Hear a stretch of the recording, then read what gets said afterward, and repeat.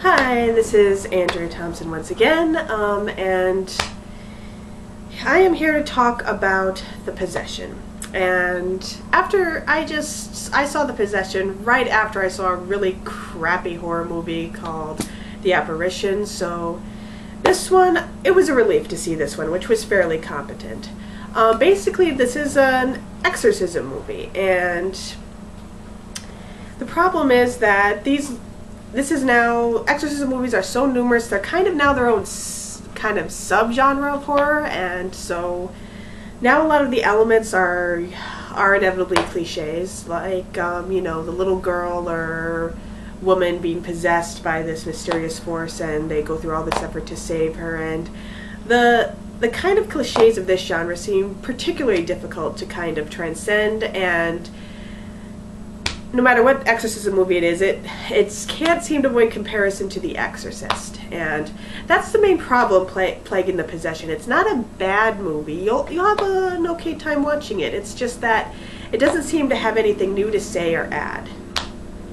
And like many horror movies nowadays, it starts off with a flashback where you see an old woman looking at this creepy box in her home and trying to destroy it, and not only failing miserably, but being thrown around her home by no one, just this kind of invisible force. And now that our kind of seemingly random intro is out of the way, we then cut to present day and our characters that kind of revolves around a divorced couple and their children, Clyde and Stephanie. And their children, the teenage Hannah and 10-year-old Em. And, you know, they both separated, and Clyde and his wife are both separated. His wife Stephanie seems to be moving on without him. She has a new boyfriend, and unbeknownst to his family, Clyde is also contemplating moving across the country for his dream job. And that mostly affects the kids and the family in kind of sad but still very normal ways until Em stumbles across the creepy box that we saw in our intro at a yard sale. So, and this is where the movie gets interesting, of course, and where our kind of unsettling scares build up. And this is one of the things the movie does well, is that Em isn't just this object that's suddenly taken hold of. It does a good idea of showing how this little girl, this 10-year-old girl, is drawn to the box and becomes more and more obsessed with it, talking to it, and starts carting it around, and separating her from it soon becomes like a drug addict going cold turkey.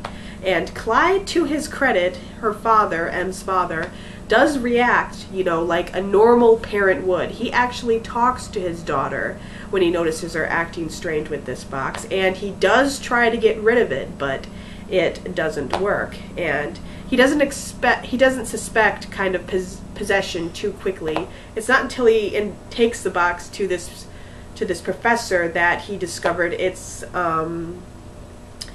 actually that this box is actually, according to Judaism, is a box that's kind of built to hold this kind of malicious spirit called a Dybbuk, and which causes him to go through these Orthodox Jews who, strangely enough, don't seem quite willing to mess with this demon or combat this demon.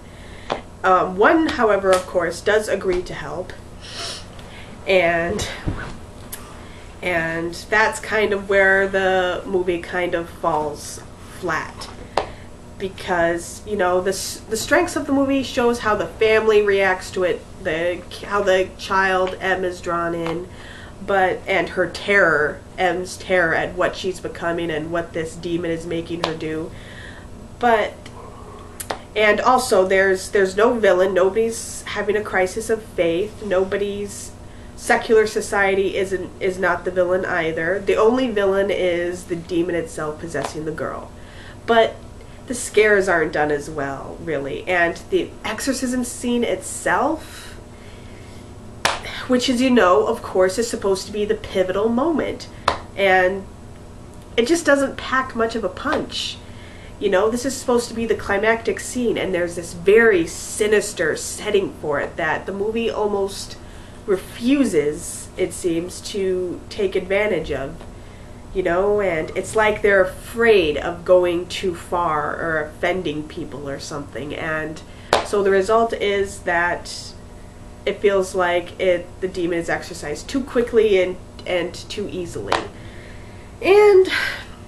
But never fear, the ending leaves it very open for a sequel. I suppose nowadays there's always the chance they'll get it right next film in the series, so who knows. But yeah, but like I said, it does do a lot of things right, and so I would rate it